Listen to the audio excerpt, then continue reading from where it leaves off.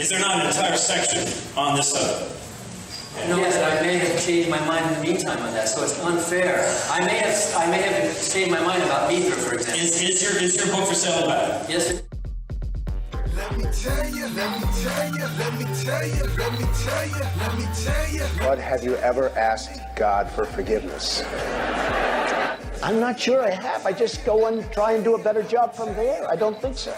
Let me tell you, let me tell you, let me tell you, let me tell you, let me. Say it like you mean it. This is my Bible.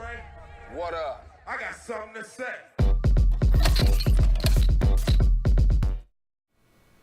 Hey everybody, welcome to Let Me Tell You, episode 7. I am your host, the Evangelical Norm.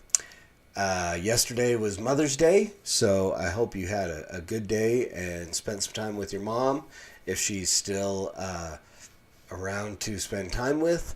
Otherwise, I hope you honored your mom, honored your wives, honored somebody who's a mom, did something good for them. I want to give a shout out to my mom. Here she is. Got to hang out with her yesterday, got to buy her lunch, spent some time with her and my sister, my wife, and my great niece who's about to be a mom. Then came home and had just a nice afternoon with my mother-in-law and my sister-in-law here at home. So it was a good day, good Mother's Day. I hope you guys had a good Mother's Day as well. You know, we love moms, we love babies around here, which means we love moms. And so I hope you had a good day with your mom. And on that note, now we transition to something just completely ridiculous. And that is Alyssa Milano and her pro-abortion, pro-murder tantrums. This girl... it's crazy because Alyssa Milano was like my first celebrity crush way back in the day. I mean, I don't know, Who's the Boss days, you know, when she played Samantha on that show, my first celebrity crush. And to see where she is now, I mean, wow. Off her rocker completely. So here's the deal. Apparently because of all these heartbeat bills and abortion bans and so on, which, I mean, is happening in a few states, but then there are other states that are just doubling down on the abortion thing and just allowing abortion right up till the moment of birth, apparently. And not willing to sign bills to protect babies who are born in botched abortions either. So there are issues on, you know, there's a balance going on here. There are some states that are just like all about abortion, and there are these other states that are doing some good things. I mean, ultimately we want to see abortion completely abolished. I am not one for pragmatism. I'm not a big fan of incrementalism. But I'm good with anything that's going to save more and more babies. A 6-week heartbeat bill is essentially, and most people are calling it a 6-week ban because there's a heartbeat at 6 weeks. And essentially, aside from the morning after pill and stuff like that, which we also want to see gone, most ladies don't even know they're pregnant before there's a heartbeat. So these are good things, but Alyssa Milano is freaking out about this, and so now she is called for a sex strike. Essentially, her tweet was that until they can get control of their own bodies back, bodily autonomy, then don't have sex. I've seen other people who are making comments about not having sex with conservative men. Well, here's the deal. Majority of conservative men are married to conservative women, and so they are in no way, shape, or form affected by a sex strike. And then my other question, again, I'm like, how many people are you having sex with that you think this withholding is ultimately going to affect the political sphere in America? I don't know. It seems crazy to me. And again, it seems so antithetical to the feminist movement because, again, what is this saying? What is the message that this sex strike conveys? That women are nothing, that their sex is there for to be used to gain something, and if they're not going to get it, they're going to withhold it, which ultimately sounds to me like borderline prostitution. I mean, it's not necessarily sex for money, but obviously the intent and the insinuation in this is that their sex is given in order to receive, and that they will use it, again, the pulling away of it for their own political purposes. I don't know. It just makes absolutely no sense to me. It's ridiculous. It literally is like the dumbest thing I've read all week. But there's so many. But the other crazy thing was she got so much pushback on both sides. She got pushback from leftists and conservatives. Most of the conservatives were just mocking, which I'm good with. I'm really good if you're just going to go and mock her. And deservedly so. I did. I mean, I retweeted her tweet and put out basically something like this picture. Said, look, Alyssa Milano's teaching abstinence. Finally, understanding that abstinence works. Abstinence works in preventing the spread of STDs. It works to prevent pregnancy. It works to prevent abortion. Abstinence is a good thing. And thank you, Alyssa, for putting it out there. I don't know. Again, it just seems so ridiculous that, and then again, the irony isn't lost on me that today, yesterday, I mean, it's a little after midnight right now where I am recording this. You're going to get it sometime around 8 o'clock tomorrow morning or whenever you listen, download and listen or watch. But the day after Mother's Day, the day after we celebrate moms, tomorrow and the next day and the next day, 3,000 mothers every day this week and every day this year are going to go into a Planned Parenthood or an abortion clinic somewhere and murder their child. That's the reality. This is what Alyssa Milano is fighting for. That is what apparently she's willing to abstain from sexual activity in order to protect the ability for 3,000 mothers a day to murder their children. And mind you, yes, at the moment of conception, you are a mother. And so, again, abortion does not terminate a pregnancy. Birth terminates a pregnancy. Abortion kills a child. Abortion doesn't take away motherhood from you. It just makes you the mother of a dead child. And this is what Alyssa Milano is fighting for.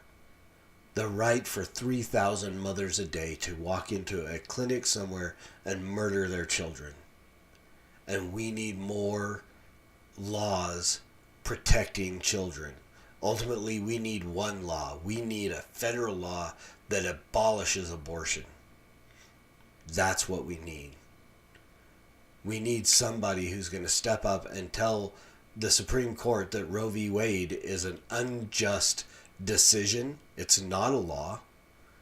And that we're going to go the way Riverton, Utah, just this last week, Riverton, Utah, made itself a sanctuary city for babies. They said we are going to, and again, I don't know the whole extent of what that was, but as far as I understand is what we have been calling out for places. Apologia Church is twice a week going in to the city council and there in Phoenix and asking them to make Phoenix a sanctuary city for babies, to do things like Colorado and Washington and other states that are legalizing marijuana are doing, and they're thumbing their noses at the federal government and saying we're going to allow recreational marijuana even though federal law says we can't.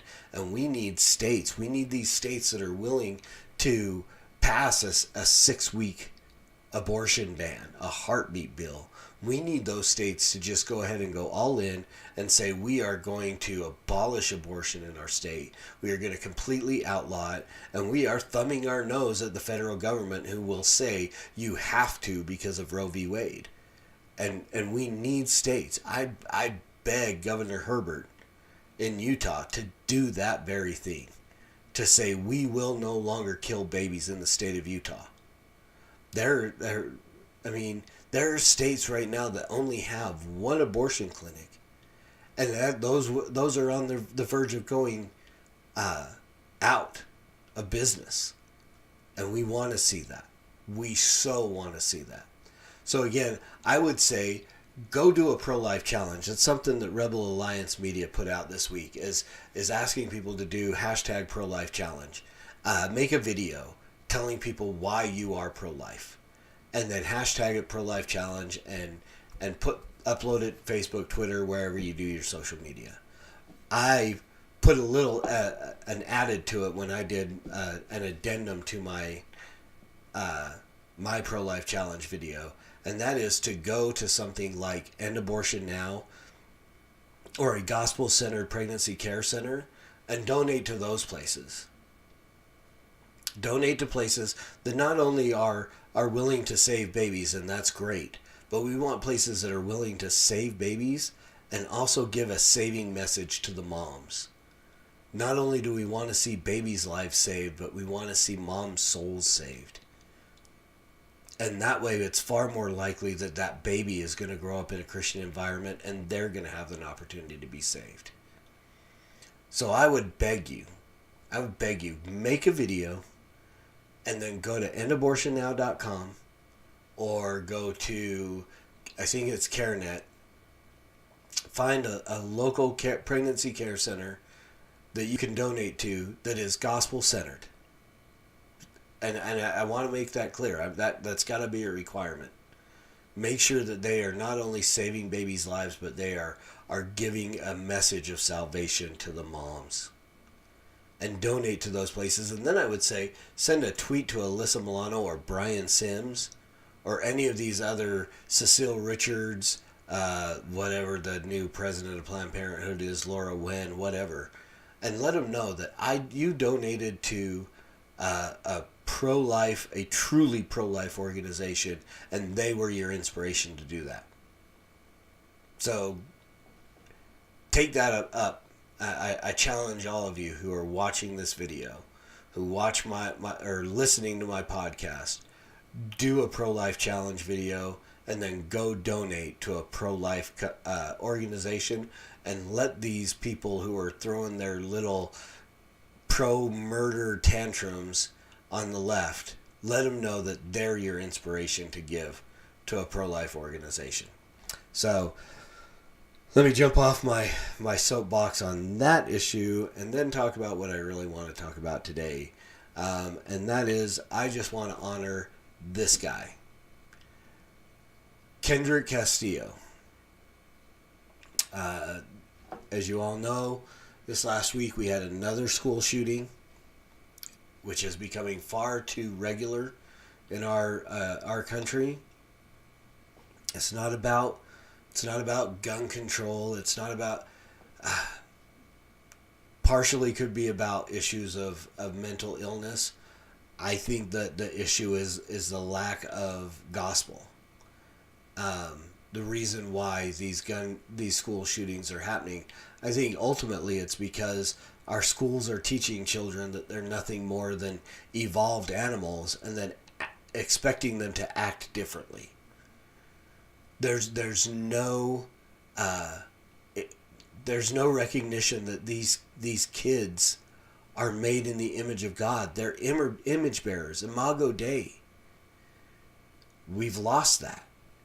We've lost the push to let them know that human life is valuable, is sacred, is somebody I was listening to this week talking about, oh man, I wish I could remember it. Oh, Toby Sumter, I think it was. Was it Toby? Somebody. in their pro-life challenge video, made the comment that it's not just about the sanctity of human life, it's about the dignity of human life and sanctity of God's law. Maybe it was Doug Wilson. But we, in our society, in our secular society, we've lost that. Kids don't recognize the fact that they are made in the image of God. Again, they're taught in their schools that they are nothing more than evolved animals, and then they're expected to act differently. And this is a guy right here, I won't call him a kid, this was a man. This man stood up and said, I am not going to let you destroy other image bearers of God. Now, I don't know what his religious background is. I tried. I looked up, probably in the last 2 hours, I read 13, 14 articles about Kendrick. I read where he was a delayed entry program for the Marine Corps. Semper Fi. I wasn't a Marine. I got lots of guys that I admire and look up to who are Marines. And this man was on his way to be a Marine, and maybe that was what led him to charge the gunman, and put his life in between the lives of the other students in that room. I don't know. I hope that it was because of a Christian faith that made him lay down his life for his friends. And I don't do that often. I don't use a verse that is specifically intended to describe Christ to describe other people. So don't hear me making him out to be like Christ. But he did. Jesus said, even a good man will be willing to die for his friends. It's different than what Jesus. I mean, the word says that while we were yet his enemies, Christ died for us. So, but this guy laid down his life. He laid down his life for the people in his room to give them an opportunity to live. And I honestly hope it was because he was saved and he was regenerate and he recognized that they were all image bearers of God. And this is what, I lead the security. I head up the security at my church, and every man that I ask, and I don't take volunteers. Our security team at Refuge Church is not a come up to me and say, hey, I want to be on your security team group. If somebody were to do that, I probably wouldn't put them on. I hand selected every man that is on the security team at Refuge Church, and there's two requirements. One is that I know that those men are saved. Because of the second requirement, I am asking them to be willing to put themselves between the congregation and a bullet, just like Kendrick did. Put himself between his classroom and a bullet. I've asked the men at my church to do this, that are on my security team, to be willing to put themselves between, and that's why I want to make sure that they're saved. Because I'm not going to ask somebody that I'm not 100% confident that if they happen to put themselves in that situation, would not close their eyes in this realm and open their eyes face to face with Jesus to hear the words, well done, good and faithful servant. If there even the slightest doubt in my mind that person might find themselves standing before Christ and hear a completely other set of words, depart from me, you worker of iniquity, I never knew you, then I will not put them on my team. So I think I got a little off topic, but that's an important thing to know. And that's what I want to call out to. That's where I was going with this. I don't know what Kendrick's religious background is. I don't know if it was religiously motivated or not. I hope it was. I truly hope. Again, talked about it last week. I'll talk about it now. I don't know where Kendrick went when he died. I didn't know him. I have no idea. I can't find anything regarding what his spiritual background is. So I don't know. It's not my place to say absolutely he went to heaven, and a situation like this doesn't automatically gain somebody entrance into heaven. But So I don't know, but here's what I want to say. As we see these incidences of church shootings and school shootings and mass shootings wherever they are, there are Christian men in those places. There are Christian men in those areas. And we need to see more Christian men who are willing to run towards the bullet, to help to reduce the number of deaths in these incidences. You know, I mean, we think of all the most horrifying, you know, and there are some, the Las Vegas shooting that happened. I mean, there was half the people didn't even know where the gunshots were coming from, let alone the ability to run towards the gunman to try to stop him. But the likelihood, again, I don't want to be that guy that's like, tomorrow, you know, it's not about scare tactics. It's not about living in a state of fear. It's still, even though we see these things popping up more and more and more, it's still a pretty safe place to live in our country. You know, I mean, ultimately, most of us go to work, do our job, go to school, do our thing on a day-to-day basis, go to church and so on, and don't have to deal with situations like this. But in the off chance that it does, I want to encourage you to, this sounds crazy, but I've been doing it in my head for years, since I got saved, of role-playing it. I mean, I work in sales for my job. I'm not a fan of sales. I don't feel like I'm a really good salesman. But part of what we do a lot is role play, to help to make people better salesmen. And I would say, as crazy as it sounds, most people are going, Norm's off his rocker, but role play. In your head, put yourself in a situation where you have to run towards a bullet, and rehearse that in your head, because then when the day comes, and if the day comes, I pray that it doesn't, but if the day comes, that's going to be a natural reaction, because it's been what you've thought of over and over and over again. Christian men, we have got to be the ones to step up and be willing to put ourselves between a bullet and the people that we don't know. And that's the thing, we don't know. We can't, even if we're in a church, we can't be confident that every person in that building is saved. And even in that sense, I mean, doesn't mean we go, okay, well, everyone's saved, I'm just going to let this guy mow people down. Christian men, our first initial reaction in a situation like this is to do what Kendrick did. And that should be to run towards the bullet, knowing that if we lose our lives, we go to be with the Lord. But if there's even the remotest possibility that anyone in that room might not, we have to be the one to say, I will sacrifice my life to give them an opportunity to be saved.